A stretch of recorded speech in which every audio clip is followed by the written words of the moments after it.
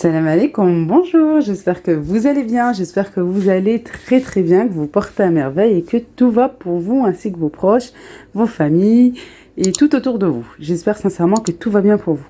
On se retrouve aujourd'hui pour une nouvelle vidéo et une vidéo, je vous dis pas bien gourmande comme on les aime, vraiment avec des ingrédients de base qu'on a à la maison. On va faire un goûter mais super bon, que ça on peut voilà le manger pour le goûter, pour les enfants, faire plaisir aux enfants, nous faire plaisir aussi aux petits comme aux grands, ou bien pour un brunch, un petit déjeuner ou en famille le week-end, pourquoi pas aussi. On va faire des muffins, en fait c'est une pâte à gâteau que moi je vais diviser en deux. Je vais faire des muffins aux myrtilles et aux pépites de chocolat, c'est tout simple, je vais vous montrer vraiment très très simple. Et comme je vous ai dit, des ingrédients de base qu'on a à la maison, que tout le monde a à la maison normalement, et recette très très économique. Et à côté, je vais faire des crêpes façon Suzette avec un bon goût à l'orange, vraiment divin. On va commencer par notre pâte à gâteau. J'ai 3 œufs, que je vais battre au mixeur pour aller plus vite, avec 150 g de sucre en poudre. Moi, je sais que ce verre-là mesure 150 grammes ou 150 millilitres. J'ai déjà mesuré, c'est pour ça. Alors pour moi, c'est plus simple maintenant que je sais le contenant. Voilà, j'ai limite plus besoin de verre doseur. Un sachet de sucre vanillé, une pincée de sel, tout en battant. Vous voyez, regardez, j'ai toujours mon batteur électrique à la main. Et je rajoute mon huile en 2 ou 3 fois. C'est rare que pour les gâteaux que j'incorpore comme ça l'huile directe. Je préfère, moi je trouve que on a une meilleure pâte à gâteau. Ensuite, j'ai 150 ml de lait que je vais diviser en 3. Une première fois, je vais verser le tiers. Ensuite, je rajoute de la farine. Je vous mets tout en barre d'infos au niveau quantité. Pareil, niveau farine, je vais couper en 3. Je rajoute un verre, 150 grammes de farine la première fois. J'ai mis d'abord du lait, après 150 grammes de farine en quinconce comme ceci. Je vais rajouter un peu de lait. Voilà, c'était quoi là c'est la 3e fois, mais c'est pareil pour les 3 fois. Et de la farine. Voilà, je termine par la farine et je rajoute la levure. Alors, je ne sais pas si vous avez bien compris pour la farine et pour le lait. J'ai 150 millilitres de lait que je vais diviser en 3. Je rajoute une partie. Ensuite, je rajoute de la farine et ainsi de suite, du lait, de la farine en 3 fois, tout simplement pour ces 2 ingrédients. Ça permet d'avoir un gâteau bien moelleux, bien gonflé et pas pâteux. Voilà. C'est exactement la même recette en fait que pour le cake marbré que j'avais fait. J'essaierai de vous le mettre là sur le petit i ou en barre d'infos, si j'oublie pas, avec la mémoire que j'ai, et surtout en ce moment avec les nuits blanches. Là, j'essaierai de vous le mettre. Et ça fait vraiment des gâteaux très très très moelleux. Et moi, ça, voilà, si le gâteau est pas moelleux, j'aime pas trop. J'aime pas les gâteaux tassés comme ça. Je sais pas si vous comprenez ce que je dis, les gâteaux bien pâteux. Ah, j'aime pas ça. J'aime bien les gâteaux bien moelleux. Ensuite, notre pâte à gâteau, on l'a divisée en 2. Et très très simple. Je mets dans une partie, dans la première partie, j'ai mis les myrtilles, petite barquette de myrtilles, et ensuite je mets une bonne poignée de chocolat, de pépites de chocolat, parce qu'à la maison il y en a qui n'aiment pas les myrtilles. Moi j'aime les deux, chocolat et myrtilles, ça me va très très bien. Moi j'aime beaucoup les fruits rouges. Non, je sais que mon mari n'aime pas les myrtilles, il trouve ça assez acide. Alors, et puis mon fils aussi, je me suis dit, bah voilà, ça va, je peux faire tout simplement 2 sortes de muffins. Ou vous pouvez laisser tel quel et puis rajouter dans les petites caissettes une cuillère de Nutella, de pâte à tartiner, un morceau de chocolat, un carreau de chocolat, ou bien une cuillère à café de confiture. Là, mon moule, alors celui-ci vient de chez Ikea. J'huile en fait le dessus tout simplement pour que ça ne colle pas.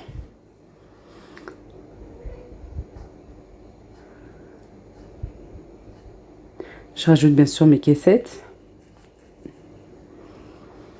Et en plus, c'est des gâteaux qui se conservent assez longtemps. Moi, ça allait jusqu'à 10 jours. Ça peut, parce que bon, après, il n'y en avait plus. Ça peut aller jusqu'à 2 semaines aussi, hein, voilà, dans une boîte hermétique. Vous pouvez les congeler aussi si vous en faites beaucoup. Vous pouvez, voilà, pour les mamans qui travaillent ou si vous voulez en faire tout simplement plusieurs, et ben vous pouvez. Puis après les congeler aussi. Ça se congèle bien. À l'aide d'une cuillère à glace, je vais venir remplir mes caissettes. Mais pas jusqu'à ras-bord, hein, puisque ça va bien sûr gonfler avec la levure chimique.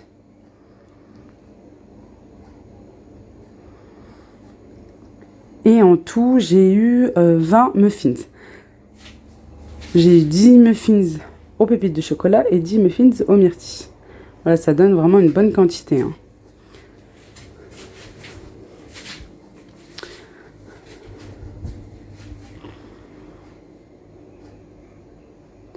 Ensuite, pour les muffins aux myrtilles, je vais mettre du sucre cassonade sur le dessus. Voilà, ça va caraméliser, ça va vraiment donner un petit plus.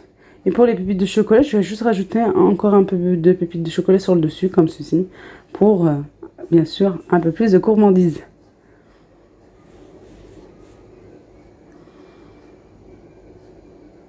Voilà, comme je vous ai dit, c'est le genre de gâteau qui se conserve vraiment assez longtemps.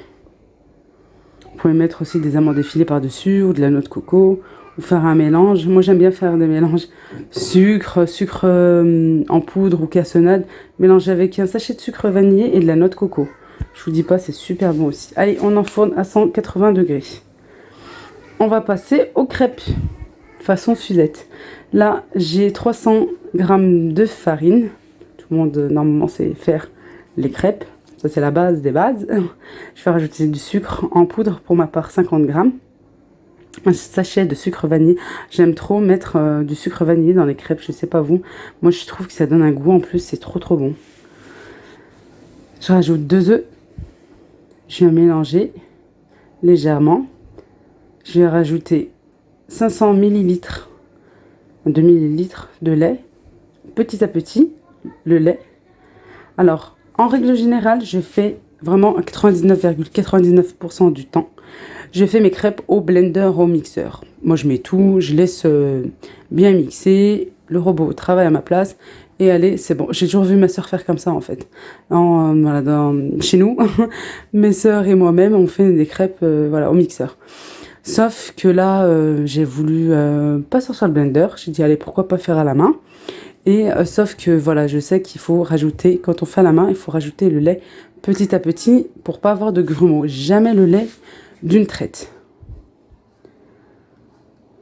Et voilà, je finis mon demi-litre de lait. Je vais venir bien mélanger. Alors, je sais pas si vous entendez le bruit, pardon, c'est les enfants.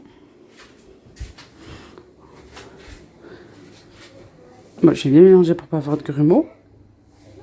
Et je vais rajouter en dernier mon beurre fondu. J'ai 30 g, 20 à 30 g, j'ai fait ça à vue d'œil, de beurre que je fais fondre.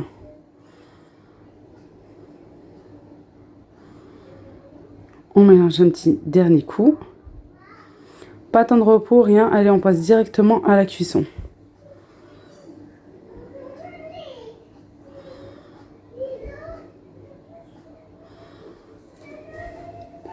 Allez, j'ai commencé la cuisson des crêpes. En même temps, je vais faire ma sauce à l'orange. J'ai 5 cuillères bombées de sucre en poudre avec 20 g de beurre que je vais venir mettre sur le feu. Laisser bien fondre le beurre et faire fondre aussi le sucre. Bien mélanger, laisser réduire un petit peu comme du caramel. Et je vais rajouter 200 ml de jus d'orange. Je me suis brûlée là avec la cuillère et oui, faut faire attention, surtout avec le caramel. On vient mélanger et on va laisser réduire. Alors moi, pour être honnête avec vous, vous savez que je vous dis tout le temps tout. J'avais mis un peu plus de jus d'orange. Alors c'est pour ça, là je vous ai dit 200 ml. Pour moi c'est mieux. J'avais mis, il me semble, 300 ml. Et je trouvais ça assez, voilà, trop liquide. Mettez 200 ml, voire 150 même, millilitres de jus d'orange. Votre sauce va plus se réduire et ça sera mieux. Je fais cuire mes crêpes, hein, comme je vous ai dit, en même temps. Et une fois que les crêpes sont prêtes, toutes cuites, et que ma sauce a eu le temps un petit peu de refroidir, je vais venir tout simplement les tremper. Bah, moi, j'y vais franco avec les mains, elles sont bien propres. Allez, on y va. Et puis, je les plie et les mets directement sur une assiette de présentation. Je vais pas toutes les mettre à tremper dans la sauce parce que je sais que mon fils les aime bien avec la pâte à tartiner. Mais bon, moi ça m'a pas gêné, j'en ai mis aussi de la pâte à tartiner malgré qu'il y avait de la sauce à l'orange. Ça allait très bien, ça donne un bon goût, je vous dis pas. Et en plus, moi j'ai mangé chaud, un peu tiède, ou même froid. Je vous dis franchement, avec une boule de glace, ça peut aller super bien pour un dessert très très bon. Regardez-moi ce bon goûter là, vraiment divin. Alors moi je me prends toujours à l'avance. Voilà, j'essaye toujours au maximum de faire mon goûter en même temps que mon repas. Je sais que je vais rester en cuisine, et ben je vais m'attaquer toujours en même temps que le repas ou à la fin du repas, grand maximum, pour avoir un goûter tiède ou même froid pour les enfants quand ils reviennent de l'école ou d'une activité. Et au moins, voilà, je ne vais pas rentrer encore une fois dans la cuisine. Je fais ça le matin et essayer d'avoir l'après-midi tranquille. Ça suffit, on a déjà assez de tâches ménagères comme ceci, on rentre assez dans la cuisine pour en rajouter encore. Franchement, essayez de vous organiser de cette façon. Moi, pour moi, c'est la meilleure façon de faire que voilà, de re-rentrer. Moi, j'aime bien les feuilletons, les films, surtout là, en cette période. J'aime bien ma tranquillité aussi. Et c'est vrai que de faire un goûter en même temps que le repas ou à la fin du repas, pour moi, c'est la meilleure des choses. Regardez, c'est hyper moelleux. Là, j'avais joué sur mon compte Instagram. J'ai dit, allez, pourquoi pas l'inclure dans ma vidéo. Et voilà, on arrive à la fin de la vidéo. J'espère que ça vous a plu. N'hésitez pas à vous abonner. N'hésitez pas aussi de me laisser un pouce bleu et un commentaire et de partager, ça me ferait très plaisir. Prenez bien soin de vous, je vous fais d'énormes bisous et à très vite pour une prochaine vidéo. Bye bye!